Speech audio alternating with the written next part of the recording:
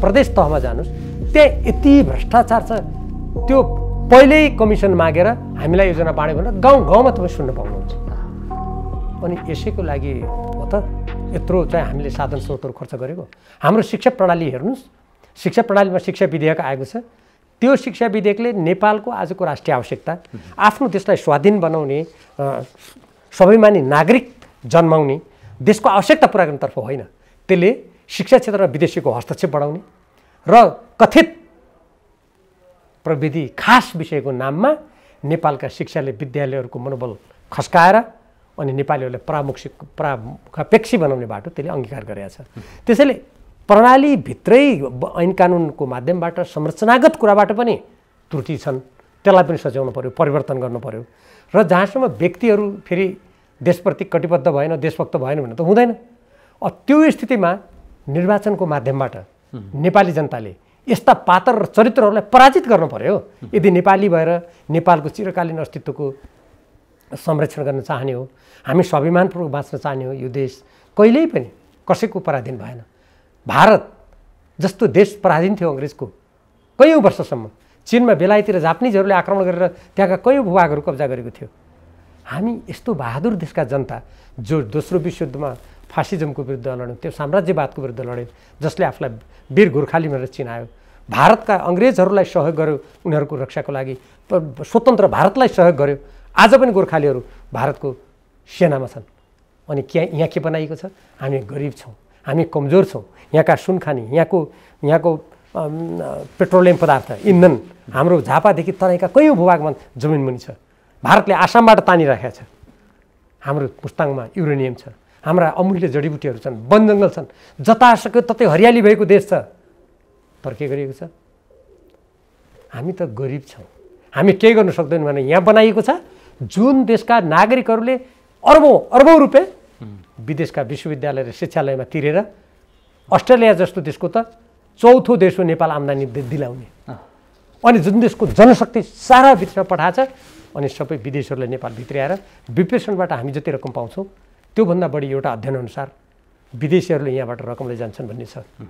अनि आफ्ना खेती उत्पादन सारा बाँझो छ। अनि हामी कोदोदेखि, जौदेखि, तिलदेखि, चामलदेखि, धानदेखि अर्बौँ रुपियाँको बाहिरबाट आयात गरिरहेका छौँ। तरकारी विषादी खाइरहेका छौँ। सर्वोच्च अदालतले यो विषादी परीक्षण गरेर भनेर आदेश दिन्छ। सरकार कहाँ लम्पसार परेको हो, ऊ परीक्षण समेत गर्दैन। त्यसकारण जनताले व्यक्तिलाई पनि परिवर्तन गर्नु पर्यो, संरचनागत त्रुटिहरूलाई पनि हामीले परिवर्तन गर्नुपर्छ भन्ने मलाई लाग्छ। डाक्टर साहब, यो तमाम कोणहरू अघि हजुरले उठाउनु भएको हेर्दाखेरि हिजो त्यसो भए हाम्रा पुर्खाले त्यति बेला युद्ध गर्दाखेरि जहाँ पुल थिएन, यो बाटोघाटो अहिले यस्तो अवस्था थिएन, त्यो कसरी गरेर देशलाई जोगाएर, जबकि त्यति बेला वार गरेर लगिसक्ने परिस्थिति हो भने कसरी जोगाएर ल्याएका थियो होला एउटा कोण। यसमा जोडिने अर्को भनेको राजाको पक्ष पनि जोडिन्छ। तत्कालीन राजा महेन्द्रले, अब त्यहाँबाट यता हेरौँ 7 सालभन्दा पछाडिको पाटोमा हेरौँ, त्यसपछि कसरी चाहिँ नि त्यो आफूले लिएको त्यो टेक ओभरको पुष्टि, उद्योग कल कारखानाहरू खोलेर पूर्व पश्चिम राजमार्ग गरेर पुष्टि गरेका रहेछन् भन्ने कुराबाट बुझ्न सकिन्छ कि सकिँदैन? यो नेपालको इतिहासलाई हामीले गम्भीर गरेर अध्ययन गर्नुपर्नेछ, मूल्याङ्कन गर्नुपर्नेछ। हुन त अहिले यो व्यवस्था अन्तर्गत यो शासकहरू जसको हातमा डाडु पुन्नु छ, त्रिभुवन विश्वविद्यालयका इतिहास विभाग आज जानुभयो भने म केही समय अगाडि गएको त मलाई धेरै दुःख लाग्यो। जुन बेला म त्यहाँ राजनीतिशास्त्र अध्ययन गर्थेँ, त्यो बेलाको विश्वविद्यालयको अध्ययन अध्यापनको वातावरण र केही समयपछि म जाँदाखेरि मैले विद्यावारिधीको सन्दर्भमा म गएको थिएँ, मलाई धेरै दुःख लाग्यो। यसरी समाप्त गरिँदैछ। त्यस कारण त्यति बेलाको सन्दर्भमा, त्यति बेलाको समयक्रममा तपाईँले भन्नुभयो जस्तै बाटोघाटो थिएन, पुल थिएनन्, केही पनि थिएन। अङ्ग्रेजहरू, उनीहरूसँग नयाँ आधुनिक आविष्कार, अनेक आविष्कार थिए, तोपहरू थिए, गोला बारुद थिए। त्यस्तो बेला समेत नेपालको स्वाधीनतालाई जोगाइयो, बचाइयो, होइन? र हामीले निरङ्कुश निर्दलीय पञ्चायत व्यवस्थाको विरोध किन गरेका थियौँ भने यो व्यवस्थामा लेख्न दिइएन, बोल्न दिइएन, सङ्गठित हुने अधिकार दिएन, निर्वाचन स्वच्छ भएन, जनताबाट चुनिने प्रतिनिधि भएनन्। त्यो न हो विरोध। त्यो बेलाका 42 उद्योग धन्दाहरू नष्ट त नेपाली काङ्ग्रेसले गर्यो नि। तपाईँ भिरकुटी कागज कारखानाको आज गैँडाकोटमा हेर्नुहोस्, त्यो देख्यो भने कुनै पनि देशभक्त नेपालीको मन रुन्छ। आफ्नै छली, आफ्नै बाबियो, एउटा आफ्नो आत्मनिर्भर उद्योग चीनले अनुदानबाट बनाइदिएको, त्यसलाई एउटा मारवाडीलाई बेचेर गिरिजाप्रसाद कोइरालाजीले आज मारवाडीले त्यसलाई त्यो अस्थिपञ्जरमा परिणत गरेर त्यो जग्गा घर घडेरीको लागि बिक्री गर्ने दुष्प्रयास हुँदैछ। त्यति मात्र होइन, हाम्रा नदीनालाहरू थुप्रै त बुझाइसक्यो। भर्खरै प्रधानमन्त्री पुष्पकमल दाहाल प्रचण्डजीले भारतमा गएर फुकुट कर्णाली जिम्मा लाउनुभयो, जबकि माथिल्लो कर्णाली 14-15 वर्ष भयो भारतीय कम्पनी जिएमआरले ओगटेको, आश्रम बनेको छैन। मैले तत्कालीन प्रधानमन्त्री सुशील कोइरालाजीलाई भनेको थियो सिंहदरबारमा, कति 21-22 जना सारा अधिकारीहरूको बिचमा, यो जिएमआरले बनाउँदैन प्रधानमन्त्रीज्यू, कृपया यो नगर्नुहोस्, कर्णाली र सुदूरपश्चिमको विकासको आधार हो यो, नेपालले बनाउनुपर्छ, यो तपाईँ सेयर धितोपत्रमा बाहिर ल्याउनुहोस्। नेपाली जनताले त्यहाँ योगदान गर्छन्, सुदूरपश्चिमका जनताले योगदान गर्छन्, उहाँले सुन्नु भएन। 1 वर्षभन्दा ढिलो गऱ्यो भने यो खारेज हुन्छ राहुलजी, यो मान्नु पऱ्यो भन्नुभयो मलाई। आज कति वर्ष भयो, नेपाली काङ्ग्रेसको हालिमुहाली छ, नेपाली काङ्ग्रेसकै गठबन्धन छ। अब यस्तो स्थितिमा प्रधानमन्त्री पुष्पकमल दाहाल प्रचण्डजीले भित्रभित्रै पञ्चायतकालमा समेत हाम्रा 9 जिल्ला डुबान हुने कोशी जुन बाँध बनाइयो, भारतबाट बनाइयो, नेपालको हजारौँ एकड जमिन डुबाउन पर्यो, फाइदा जति भारतले लियो। कयौँ किसानहरूले आजसम्म मुआवजा पाएका छैनन्, आजसम्म। यसमा त मलाई लाग्छ अहिलेका डाडु पुण्य हातमा हुनेहरू या प्रधानमन्त्री हुनेहरू यस्तो कुरा सुन्नु पनि चाहँदैनन् होला जस्तो लाग्छ मलाई। त्यसमा खोतल्ने कुरा त छोडिदिउँ। यस्तो स्थितिमा उल्टै 9वटा जिल्ला डुबाउने, हाम्रो धेरै भूभाग डुबाउने, हामीलाई फाइदा केही पनि नहुने कोशी उच्च बाँधको कुरा यो सरकार त भित्रभित्रै पो गर्न लागेको रहेछ। मैले भर्खरै समाचार माध्यममा सुने एउटा टोलीलाई भारत पठाएर छलफल गरेर के सहमति गरेर आएको छ अरे। म यहाँहरू जस्तो सञ्चारकर्मी साथीहरूले अनुसन्धान गर्न आग्रह गर्न चाहन्छु। पञ्चायतकालमा समेत हाम्रो नेपाललाई डुबान हुने, हामीलाई नोक्सान हुने कुरा यो हुन सक्दैन भनेर भन्दाखेरि दरबारसँग भारतको अन्तर्वृत्तको एउटा कारण त्यो पनि थियो, शान्ति क्षेत्र अर्को कारण थियो, अरू धेरै कारणहरू छन्। हामी त प्राज्ञिक रूपमा पनि विश्लेषण गर्छौँ। एउटा व्यवस्था निरङ्कुश भयो, लोकतन्त्र चाहियो भनेर आन्दोलन गर्नु एउटा कुरा हो, तर राष्ट्रको हितमा भएका कुराहरूलाई राष्ट्र हित विपरीत गरेको थियो भन्न मिल्छ? कोदारी राजमार्ग त्यो राष्ट्र हित विपरीत थियो भनेर कसैले भन्न सक्छ? पूर्व पश्चिम राजमार्ग राष्ट्रको हित विपरीत थियो भन्न सक्छ? बाँसबारी छाला जुत्ता कारखाना, त्यो गैँडाकोटको कागज कारखाना, हरिसिद्धि इटाटाल कारखाना, यहाँको हिमाल सिमेन्ट कारखाना नेपालको हित विपरीत थियो कसैले भन्न सक्छ? कृषि औजार कारखाना, चिनी कारखाना, जनकपुरको चुरोट कारखाना, ती सम्पूर्ण कारखाना निजीकरणको नाममा नेपाली काङ्ग्रेसले सिद्ध्याइदियो। आज के भयो? नेपाल पूर्ण परनिर्भर, कुनै औद्योगिकरण छैन। अहिले तपाईँ उद्योगका नाममा के उद्योग देख्नुहुन्छ नि, ती सबै बाहिरकोहरूले हात हालेका, जम्मै त्यसको फाइदा धेरै जस्तो गयो, सबै त म भन्दिनँ, जम्मै नेपालको पैसा विदेशमा लैजाने। अनि यहाँ के व्याख्या गर्ने भने नेपाल गरिब छ, नेपालमा साधन छैन, स्रोत छैन। हुँदाहुँदा अहिले त्यो मुस्ताङको जुन युरेनियम छ नि, त्यो युरेनियम पनि के सुरुङको के बनाउने नाममा त्यो भित्रभित्रै कुनै विदेशी शक्तिलाई दिने षड्यन्त्र हुँदैछ भन्ने मैले सुनेको छु। तथ्यहरू नभएको हुनाले म यत्तिकै त म भन्दिनँ। यसमा नेपालका देशभक्त, नेपालको दीर्घकालीन अस्तित्व चाहने सञ्चार माध्यम सबै नेपालीले खोज्नुहोस् भन्ने म चाहन्छु। त्यसकारण यो हेर्नुहोस्, यो तपाईँले जुन अघि भन्नुभयो, यो सबै के भयो भन्दाखेरि नेपाल देशलाई हामीले समृद्ध बनाउनुको लागि निस्वार्थ भावले राजनीति बनेको देशको सेवाको लागि हो भन्ने भन्दा पनि आफ्नो स्वार्थपूर्ति गर्ने, आफ्ना वरिपरिका मान्छेलाई पोस्ने, आफ्नो गुट निर्माण गर्ने, आफू चाहिँ यसलाई साहित्यिक भाषामा भन्ने हो भने बर्मनलालमा जाँदासम्म पनि मैले शक्तिमा अँगालो हालेर राख्ने मानसिकता राख्ने, यो कुराले गर्दा हामीले गरेका परिवर्तन हाम्रा इच्छा आकाङ्क्षाहरूमाथि क्रमशः तुषारपात हुन लागेको छ। अब त्यसको विकल्प के राख्छ? अब जस्तो अहिले कतिपयले के भन्दैछन् भने होइन, हिजो यो देश जोडेको राजाहरूले हो, एकताको मिएको रूपमा राजाहरू थिए, त्यो राज संस्था रहँदाखेरिसम्म अहिले जसरी नाङ्गो हस्तक्षेप तपाईँले भन्नुभयो जस्तै त्यो हुँदैन थियो। अदालतका कुराहरूमा पनि कतिपय चाहिँ नि अहिले यो पछिल्लो समय एउटा रिगल केसबाट चर्चित पनि छ, कम्तीमा विवेक पुर्याउँदथे कि भन्ने कोणबाट यस्ता पनि छ। कैयन अरू नदी नालादेखि यो सबै जे होस् राष्ट्रभित्र हुन सक्ने गरिबी पर्ने कुराहरू सबै राज संस्था हुन्जेलसम्म त्यो कुराहरू थिएन। तर राज संस्थाको जब चाहिँ नि त्यसको त्यो सिङ निकालियो, तत्पश्चातको 46 यताको पार्टमा चाहिँ त्यो क्रमशः धुलिसात हुँदै हुँदै हुँदै त्यो अझ कतिपय ठाउँमा चाहिँ त्यही राज संस्थाले व्यवधान गर्ने भएको भएर त्यसलाई पूर्ण रूपेण निमिट्यान्न पारिदिएपछि अब सहज एउटा वातावरण तय गरियो भन्ने कतिपयको बुझाइ छ। ठ्याक्कै परिस्थिति त्यो हो हजुर, बौद्धिक स्तर कुनै पनि व्यवस्थाले आफ्नो औचित्य परिणामबाट पुष्टि गर्नुपर्छ। हामीले राजतन्त्र र पञ्चायत व्यवस्थाको विरोध गर्नुका मुख्य रूपमा दुईटा कारण थिए। एउटा, जनतालाई लेख्ने, बोल्ने, सङ्गठित हुने, निष्पक्ष निर्वाचित भएर आउने अधिकार दिएन भन्ने एउटा थियो। दोस्रो, अब वंशमा किन जाने? कसैको छोराको छोरा शासक हुने किन जाने? मूलभूत रूपमा यिनी कुरा उठाइएका थिए त्यति बेला। आज वंशमा राजनीति गयो कि गएन? म कति परिवार यहाँ म चर्चा गरिदिन सक्छु। अब मैले नाम भने अनेक व्यक्तिलाई चढाउला, त्यो देखेकै छ नि, होइन? एउटा त्यो थियो। अर्को त्यति बेला कतिपय राणाकालमा जस्तो गोर्खापति सन्धि भयो, राणा शासन ढलै लागे बेला श्री 3 मोहन शमशेरले 1950 को सन्धि भारतसँग गरे। नेपालीहरूलाई एउटा आफ्नो स्वाधीनता, आफ्नो स्वाभिमान बचाएर अगाडि लैजाने बाटोमा ठुलो तगारो उनले तिर्साइदिए। पछि गएर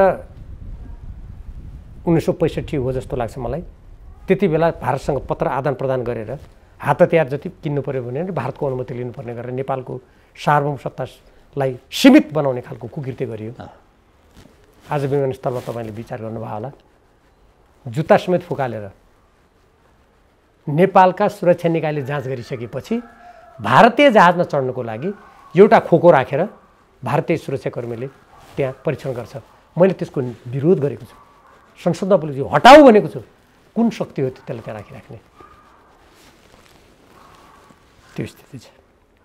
त्यसकारण हामीले जे परिवर्तन आज गऱ्यौँ नि, आजको परिवर्तनबाट आर्थिक दृष्टिकोणबाट, राजनीतिक दृष्टिकोणबाट, सांस्कृतिक दृष्टिकोणबाट, राष्ट्रिय एकताको दृष्टिकोणबाट, सामाजिक सद्भावको दृष्टिकोणबाट हामी एउटा सार्वभौम देशको हैसियतले सबै देशसँग सार्वभौम समानताको आधारमा उनीहरूसँग कूटनीतिक सम्बन्ध अगाडि बढाउने, नेपालको गरिमा घट्न नदिने, यो दृष्टिकोणबाट परिणाममा हामीले देखाएको भए सबै कुराको औचित्य साबित हुन्थ्यो नि। आज कूटनीति के छ हेर्नुहोस् त। त्यति बेलाको कूटनीति र अहिलेको कूटनीति तुलना गरेर हेर्नुहोस् त, नेपालको हालत कहाँ पुग्यो। यतिसम्म भयो, मैले यस बिचमा त्यो कुरा पटक पटक उठाएको छु, कूटनीतिको कुनै कुरा थाहा नपाएका, अङ्ग्रेजी भाषा कति बोल्न नसक्ने त्यस्तालाई नाता गोता गुटको आधारमा राजदूत बनाइयो। अनि त्यसैले गर्दा मानिसहरूलाई आजकल लागेको हुनसक्दछ हामीले जे परिवर्तन गऱ्यौँ, जे चाहेका थियौँ त्यो वास्तवमा होइन रहेछ कि क्या हो भनेर मान्छेलाई पर्ने नै भयो नि। त्यसै कारण म अहिले पनि भन्छु, नेपालको संविधानमा भएका कतिपय प्रावधानहरू जो नेपालको राष्ट्रियतमा हुनुपर्छ भने हामीले लडेर त्यहाँ राख्न गएको, त्यो समाजवाद पनि त्यत्तिकै रहेको होइन। हेर्नुहोस्, मैले अघि धारा 5, धारा 279, धारा 2 यो राष्ट्रिय अर्थतन्त्रको निर्माणको कुरा गर्ने, धेरै ठुलो सङ्घर्षपछि त्यहाँ राख्न गएको, तर त्यतातिर त चर्चा पनि हुँदैन, त्यसको कार्यान्वयन पनि हुँदैन। धारामा त सबै छ नि, यही शिक्षा विधेयकमा पनि निःशुल्क शिक्षा छ नि, तर त्यो हुँदैन। एउटा मध्यमवर्गीय परिवारले आज पढाउन सक्दैन नानी। अब अहिले के मध्यम, अहिले यो शिक्षाको कुरा गर्नुहुन्छ नि, जुन देशको प्रधानमन्त्रीको पत्नीले खोलेको विद्यालय 60,000 शुल्क लिन छुट्छ भनेपछि कति बर्मु लुट रहेछ। अब मैले यसो भन्दा उहाँहरू विरोध गरेँ भन्नुहुला, अब यो यथार्थ हो नि, तथ्य हो। नभए हेरौँ न त्यहाँ गएर, यदि मैले भनेको कुरा मिलेको रहन्छ भने त्यो गरेको छ। त्यसकारण मैले के कुरामा अहिले जोड दिन चाहेको हुँ भने हामीले जे परिवर्तन गर्न नेपालको संविधान ल्यायौँ, त्यसपछि राजनीतिक दलहरूले आफ्ना घोषणापत्रमा लेखेका कुरा पढ्नुहोस् त, के लेखेको छ, त्यसको कार्यान्वयन गर्नु पर्यो, त्यसको परिणाम दिनु पर्यो। हाम्रो स्वाधीनता स्वतन्त्रतालाई कमजोर बनाएर अनि विदेशीको अगाडि लम्पसार परेर नेपालका साधन स्रोतहरू सिद्ध्याएर नेपालको जनशक्तिलाई समाप्त गरिदिएर अनि हामी विकास गर्छौँ। अब कतिपय मान्छे हुन्छ विकासका मात्रै कुरा गरौँ, अनि विकास त यी कुरासँग गाँसिएको होला नि।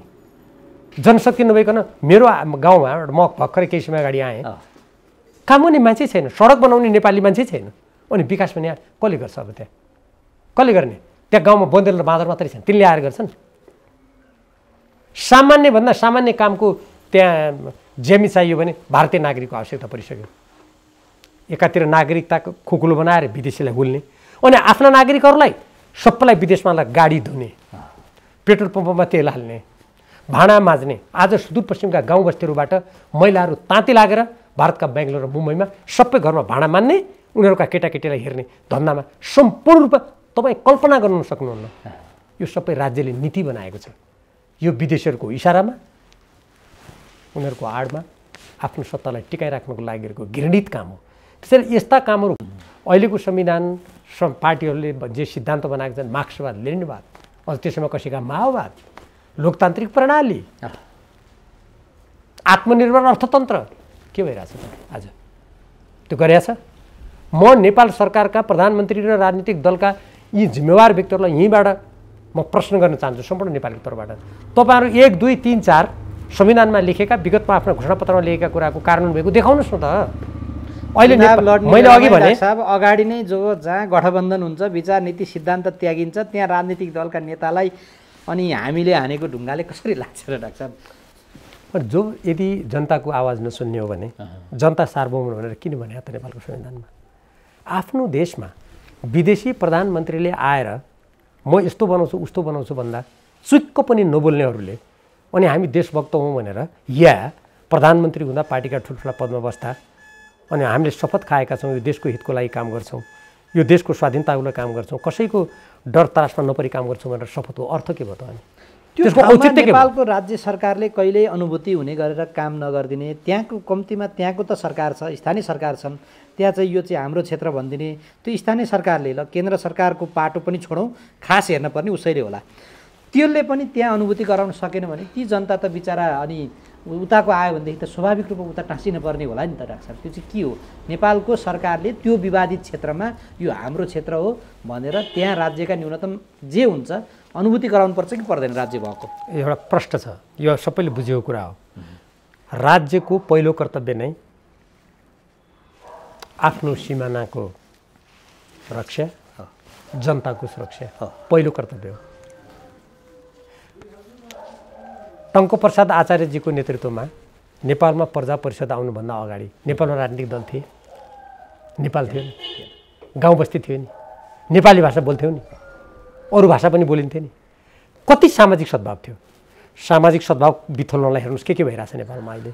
सामाजिक सद्भाव बिथोलिने, देशको सिमानाको रक्षा नगर्ने, जनताको सुरक्षा नगर्ने, नागरिकहरू सारा विदेशमा पलायन गरेर देशलाई रित्याउने, खेती बाँझो गर्ने, संस्कृतिमाथि आक्रमण गर्ने, भाषामाथि आक्रमण गर्ने, अनि यही गर्न ल्याएको हो त व्यवस्था। अनि जनताले त प्रश्न गर्न स्वाभाविक हुन्छ नि, यो मिलेन स्वाभाविकमा प्रश्न गर्न स्वाभाविक हुन्छ नि। त्यस कारणले गर्दा यो जुन विकृत दिशातर्फ लगिएको छ, उल्टो बाटो जुन हिँडाइएको छ नि, यो बाटो सच्याउनु पर्यो। र यदि सच्याउँदैनन् भने यो देशप्रति, यो देशको चिरकालीन अस्तित्व, यो देशको उन्नति, प्रगति, विकास, स्वाभिमान र स्वाधीनता, भौगोलिक अखण्डता चिन्तित नेपालीहरूले आवाज उठाउनु पर्यो। अब यदि त्यस्तो नगर्ने हो भने अनि व्यवस्था भनेको छ अनि त्यसपछि गएर संहिता भनेको छ, संहिताको विरोध गर्ने प्रतिगामी, अनि यसरी देशलाई अहिले जहिले मैले चर्चा गरेँ अनि यो चौपट गर्ने महानगरगामी, आफ्नो देशको स्वाधीनतामाथि विदेशी आएर कुल्चिँदा पनि मान्ने अनि महानगरगामी, यस्तो त हुन सक्दैन नि। त्यो भनायो मेरो। यो एउटा पाटोमा डाक्टर साहब जस्तो अहिले राजाले चाहिँ आफ्नो स्पेस खोजिरहेको देखिन्छ, एक कोणबाट उसलाई निषेध गरिरहेको छ। आजको दिनमा पनि सत्ता गठबन्धनले एमाले जतिको राजनीतिक शक्तिलाई निषेध गरेर अगाडि बढिरहेको छ। भलै त्यो कोशीको प्रकरण अहिले भर्खरै जोडिएको भएर त्यो फरक होला, तर त्यो पोइन्ट अफ भ्यूबाट हेर्दाखेरि चाहिँ के राजाले चुनाव लडेर आउने परिस्थिति भयो भने, यहाँ कतिपय राजनीतिक दलका नेताहरूले जुन भन्दैछन् कि राजालाई इच्छा छ भने चुनाव लडे भइगयो नि भन्ने कोणबाट आज कहीँ कतै भिड त्यो नबोलाइकन, कार्यक्रम भनेर औपचारिक रूपमा त्यो उद्घोष नगरिकन एउटा मन्दिर दर्शन गर्न राजा जाँदाखेरि आऊ देश बचाऊ भन्ने नारा गुन्जियो भने भोलि त्यो चुनाव लड्ने त्यो खालको परिस्थिति भयो भने राजनीतिक दलहरूको अभिगत कुन हो? हेर्नुहोस्, म राजनीति शास्त्रको विद्यार्थीको हैसियतले जो व्यक्तिहरूको हातमा राज्यको बागडोर छ, जसले सेना, प्रहरीहरू, अदालत, यत्र तत्र अर्थतन्त्र सर्वत्र हात घुसाएका छन्, चलाएका छन्, म उनीहरूको मात्रै र उनीहरूका गतिविधिको मात्र विश्लेषण गर्न उचित ठान्छु।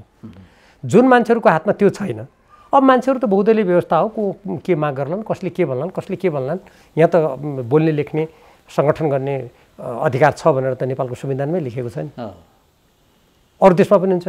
आज हामी देख्यौँ इजरायल र गाजामा हमासको बिचमा लडाइँ भइरहेछ, हमासको समर्थनमा अमेरिकाको क्यापिटल हिल त्यत्रो सत्ताको केन्द्रमा भित्र पसेर कब्जा गरे जस्तो गर्यो अस्ति भर्खर। बेलायतमा त्यत्रो जुलुस निस्क्यो, जर्मनी, फ्रान्स, नेपालका सरकारले त्यत्रो 500 मान्छे अस्पतालमा मारिँदा पनि चिक्क एक शब्द बोलेको थिएन। अमेरिका र बेलायत बोलेपछि सायद बोल्ने सास आयो जस्तो मलाई लाग्छ, बल्ल बोले।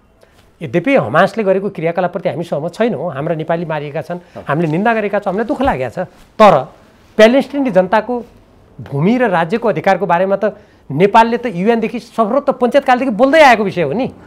यहाँ कोही बोलेको छ प्यालेस्टिनको हक अधिकार बारेमा?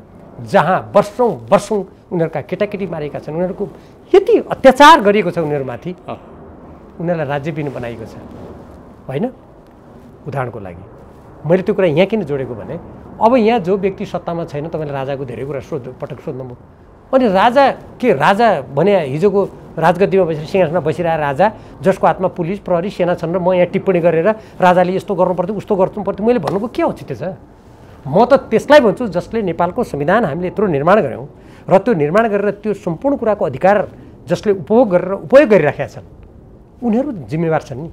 म उनीहरूको चर्चा र उनीहरूको विश्लेषण गर्न चाहन्छु। त्यो उनीहरूलाई नै हटाउने गरेर त्यो वातावरण त त्यस्तो भएन। क्रमशः फेरि हिजो जसका विरुद्ध लडियो तिनै फेरि चाहिँ नआइकन नआउने परिस्थिति त उनीहरूको कारणले सिर्जना भएन भन्ने पनि होइन। यदि त्यस्तो स्थिति आएछ भने तपाईँले जुन काल्पनिक कुरा गर्नुभयो त्यो अवस्था आएछ भने त त्यसको लागि आधार बनाउने, त्यसको लागि वातावरण बनाउने त्यो जिम्मेवार त अहिलेका जो टुप्पोमा बस्ने मान्छेहरू उनीहरू नै हुन्छन् नि त। उनीहरू संविधानमा भएको कुरा नगर्ने, देशको स्वाधीनताको रक्षा नगर्ने, देशको हितमा काम नगर्ने, देशको अर्थतन्त्र बलियो नबनाउने, विदेशीलाई हुल्ने, अनि भयभरका नेपालीहरूलाई विदेशतिर गएको गाई अस्ति जर्मनीसँग समझौता गर्यो, रोमानियासँग गर्यो, नेपालका नर्सहरूलाई बेलायत निर्यात गर्ने। उहिले माओवादीले गोर्खा भर्ती राष्ट्रघाती भनेको थियो, आज त उहाँ नर्स भर्ती गर्दै हुनुहुन्छ। यिनै पुष्पकमल दाहाल प्रचण्डजी नेपाली सबै युवाहरूलाई अब अङ्ग्रेजी शब्द प्रयोग गर्नुहुन्छ उहाँ खुब, म त नेपालीमा भन्छु निःशुल्क हवाई यात्रा, निःशुल्क प्रवेशाज्ञा के भनेको थियो? नेपाललाई रित्याउने षड्यन्त्र होइन। अनि नेपालको सम्पूर्ण जनशक्ति बाहिर पठाएर अनि उहाँहरूले भनेको विकास यहाँ कसले गरिदिने हो कि त उहाँहरूको दिमागमा हुनु पऱ्यो नेपाली जतिलाई बाहिर पठाउने, अमुक देशका सबैलाई यहाँ हुलेर यो देशलाई सिधाइदिने, कि त त्यो हुनु पऱ्यो उहाँहरूको दिमागमा। कुनै देशले यस्तो गर्छ? कोही देखाएको छ यस्तो?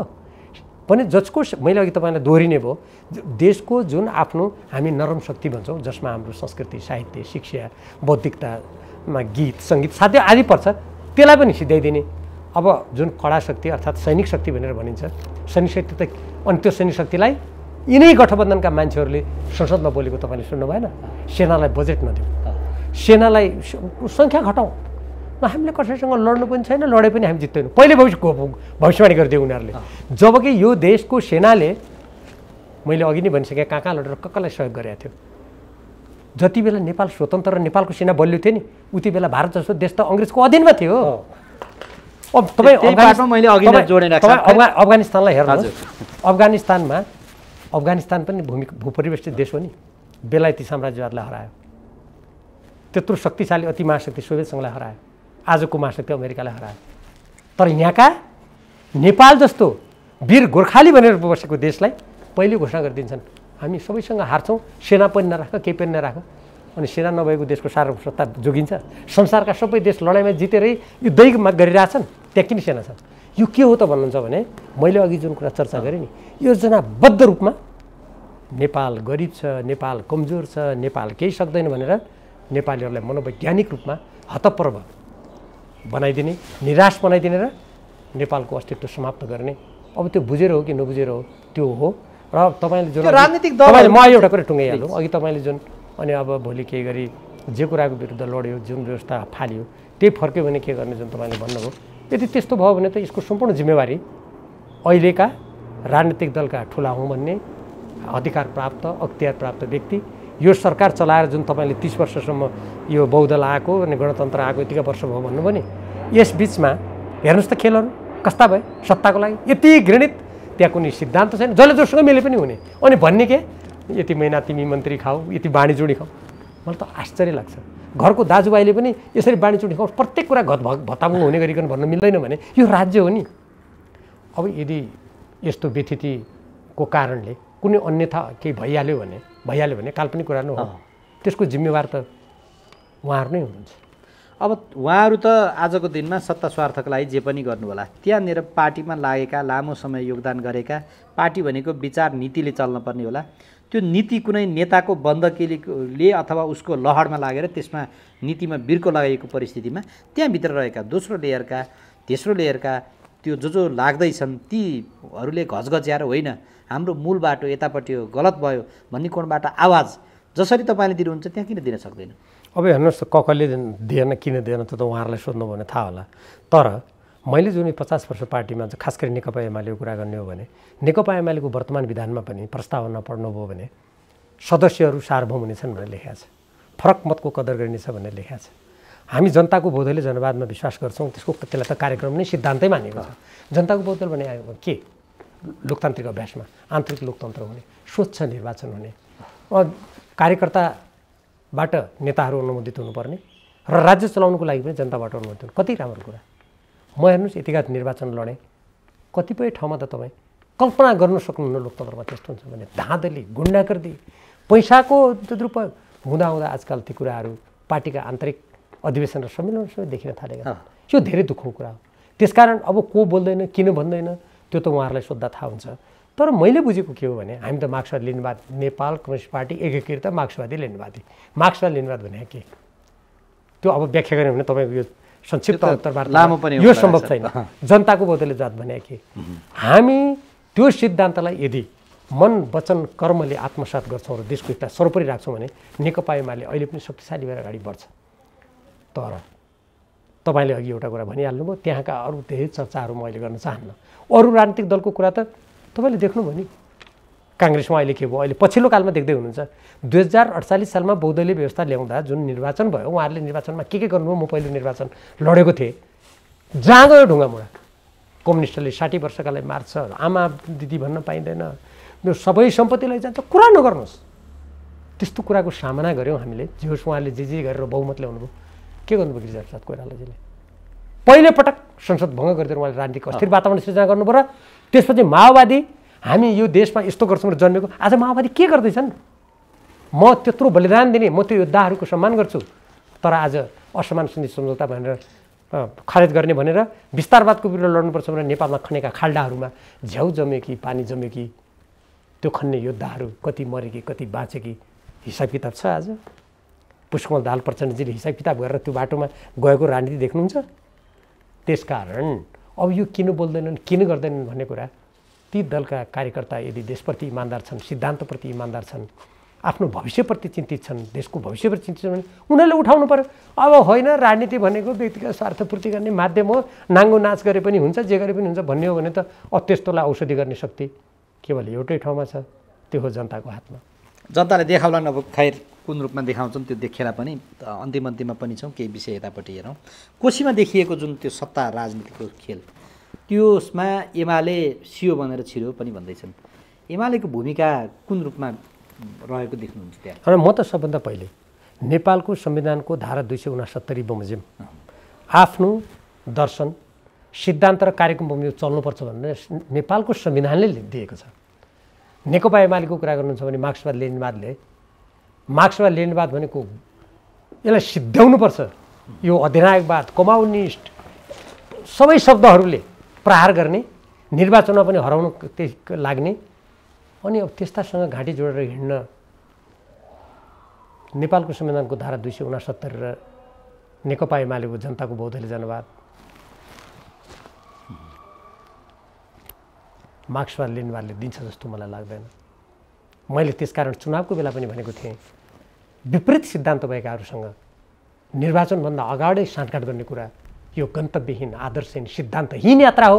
यसले देशको राजनीति पनि स्वच्छ हुन सक्दैन, यसले नेकपा एमालेको राजनीति पनि स्वच्छ हुन सक्दैन मैले भनेको थिएँ। आज मैले अरू राजनीतिक दलका पनि केही व्यक्तिहरूको आवाज सुन्न थालेको छु। निर्वाचन अगाडि साँठगाँठ गर्ने अरू दलसँग भनेको यो बहुदलीय व्यवस्थासँग भएन भन्ने कुरा आवाजहरू अलिअलि सुन्न थालेको छु। तर यसको आवाज सशक्त रूपमा सबभन्दा पहिले उठाउने मान्छे मैले आफैमा भन्दाखेरि अलिकति अरूले यसो भने भन्लान्, मैले त सुनेको थिइनँ, म त सुरुदेखि भन्दै आएको छु। त्यसकारण यो सरकार भनेको पनि के उद्देश्यको लागि? ल मान्नुहोस् काङ्ग्रेस र एमाले मिलेर अनि प्राप्ति के को लागि गर्ने? के को लागि मिल्ने? असमान सम्झौता खारिज गर्नलाई हो कि लिम्पू लेक लिम्पिया धुरा प्राप्त गर्नलाई हो कि त्यहाँ आफ्नो अधिकार कायम गर्नलाई हो कि तराई डुबानबाट तराईका हाम्रा दाजुभाइ दिदीबहिनीलाई बचाउनलाई हो कि देशलाई औद्योगिकरणको बाटोमा तीव्र रूपमा लगेर कृषिमा रहेका बिचौलियाहरूलाई समाप्त गरेर किसान जनताको जीवनलाई उकास्नलाई हो कि विदेशमा यो जुन लड्को राखेको छ नेपालीहरूको तिनलाई रोकेर देशभित्र रोजगारी दिएर आफ्नो शिक्षा प्रणालीमा विश्वास जगाउनलाई हो कि हाम्रा प्रवासमा रहेका नेपालीहरूको बुद्धि ज्ञान नेपालमा फर्काउने वातावरण बनाउनलाई हो कि? अनि के को लागि हो त्यो राष्ट्रिय सहमति भन्ने? कोही बोलेको सुन्नुहुन्छ कहिलेकाहीँ? राष्ट्रिय सहमति गर्नु भने मिल्नु पर्यो, के को लागि भन्ने कुरा बोलेको सुन्नुभएको छ। त्यसैले यो तपाईँले जुन कोशी प्रदेशको प्रसङ्गको कुरा ल्याउनु भयो, त्यो कोशी प्रदेशलाई मिलेर को पार्टी सबै मिलेर काम गर्ने भएर ल अब त्यो भागभन्डा गरेर बाँडीचुँडी खाने, यसो गाडी चढ्ने, फलानु पार्टीका यति मन्त्री छन् भन्ने गऱ्यो भने त त्यो नेपाली जनताको सरकार र चासोको विषय हुनै सक्दैन। मेरो पनि चासोको र सरकारको विषय छैन। म त त्यो यो प्रतिस्पर्धात्मक बहुदलीय व्यवस्थामा आएको विकृति हो भने ठान्छु। यही नै मानक हो भने संहिता चाहिएन, मैले भन्न नै सकेँ। अब अरूहरूले कसरी बुझ्छन्, त्यसमा त्यो गर्ने पात्रहरूले त्यसलाई कसरी बुझेका छन्, त्यसको औचित्यलाई कसरी पुष्टि गर्छन्, त्यसबाट राष्ट्रले के प्राप्ति गर्छ, यो सङ्घीय प्रणालीले के प्राप्ति गर्छ, हाम्रो राष्ट्र आज जुन आर्थिक र सामाजिक सांस्कृतिक अनेक सङ्कटमा छ, विदेशी हस्तक्षेप भइरहेको छ, एमसिसी जस्ता सम्झौता यो हुन्छ। भारतमा गएर प्रधानमन्त्री पुष्पकमल दाहालजीले 7वटा सम्झौता गरेर आए भन्नुभयो। नेपाली जनताको सार्वभौम अधिकारको अभ्यास गर्ने ठाउँ त संसद हो नि, पेस गर्नुभयो त संसदमा छैन। अब यी विषयमा त्यहाँ सबै मिलेर गर्ने सरकारले के गर्छ उहाँहरूलाई एकचोटि सोधिदिनु भयो भने म पनि त्यो कुरा सुनेर अलि जानकारी प्राप्त गरौँला। केन्द्रतिरदेखि अन्यत्रतिर पनि यो सरकार ढाल्नु पर्यो, सरकार भन भन्दैछन्। चुनाव भएको यति समयको 1 महिना 1 वर्ष पनि अब अझै पो पुग्न बाँकी छ। सत्ताको खेलभन्दा बाहिर राजनीतिक दल र नेताहरू चाहिँ आउन नसकेको हो, अथवा यो सरकारले साँच्चै काम गर्न सकेन, त्यस कारणले भन्ने खालको एउटा उटुटी हो। यसबारेमा मैले अघि धेरै कुरा भनिसकेँ, हेर्नुहोस्, नदोहोऱ्यौँ। तर म यहाँनिर यति मात्रै भन्न चाहन्छु, चाहे प्रधानमन्त्री फेरौँ, चाहे जुनसुकै फेरौँ, चाहे मन्त्री परिषद फेरौँ, जो फेरौँ, सबभन्दा पहिले त्यो फेर्न के को लागि भन्ने कुरा स्पष्ट बाहिर कार्यक्रम नीति आउनु पर्यो। त्यो फेर्दा देशको राष्ट्रियता बलियो हुने कुरामा के हुन्छ, असमान सुनिश्चितबाट नेपालले मुक्ति पाउनु के गर्छ, आज बाह्य हस्तक्षेप रोक्नु के हुन्छ, अर्थतन्त्र बलियो हुनु, यो लागेको विदेशी ऋणको बोझबाट मुक्त हुनु के हुन्छ, नेपालका नागरिकलाई रोजगारी दिन, यत्रो शिक्षा प्रणाली, स्वास्थ्य प्रणाली, कृषि सबैतिर जुन व्यथिति अवस्था उत्पन्न भएको छ, महँगीको मारमा जनता परेका छन्, गरिबीको मारमा परेका छन्, यसबाट के हुन्छ त्यो कुरा स्पष्ट आएर हामी यो गर्छौँ भनेर कोही मिल्यो भने त यसो कारणले मिलेर भनेर ठानिएन। होइन भने जसरी यो विगतका केही वर्षहरूमा केही हामीले देखिरहेका छौँ निरन्तर, मिल्ने भनेको बाँडीचुँडी खाने, कुन को मन्त्री हुने, कसलाई राजदूत बनाउने, कुन चाहिँ संवैधानिक निकायमा कसले पद हत्याउने, कुन न्यायाधीशमा कसको दलाललाई पठाउने, कुन चाहिँ विदेशी अगाडि आफ्नो सत्ता बलियो बनाउनुको लागि तछाड मछाड गरेर उसको प्यारो को हुने। अब यदि यसको लागि कुनै मन्त्री परिषद परिवर्तन गर्ने, कुनै प्रधानमन्त्री परिवर्तन गर्ने भन्यो भने त्यसको कुनै औचित्य छैन। त्यसले झन् हाम्रो राजनीति भाँडिनेछ। आजको भन्दा झन् दुर्दिनहरू छिटो छिटो नेपालमा भित्रिने खतरा हुन्छ। हस्, यो महत्त्वपूर्ण विचार समयका लागि धन्यवाद सहित आभार व्यक्त गर्छु। फेरि पनि बडा दशैँको हार्दिक मङ्गलमय शुभकामना। हार्दिक शुभकामना, धन्यवाद।